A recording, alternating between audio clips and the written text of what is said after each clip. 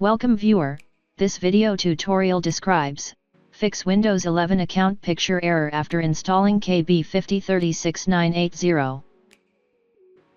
Open File Explorer. Click three dots, click Options.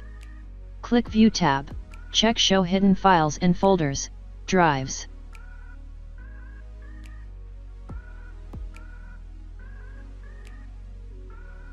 Open Users folder, Username folder, App Data, Roaming folder. Microsoft folder, Windows folder.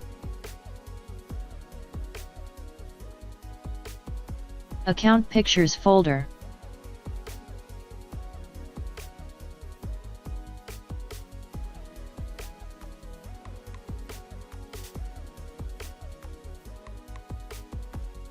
Copy picture file and paste it into Account Pictures folder.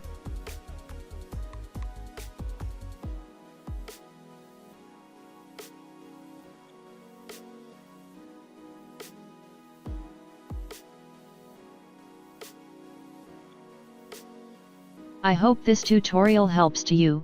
Please like, share and don't forget to subscribe our channel. Thank you very much. See you next video.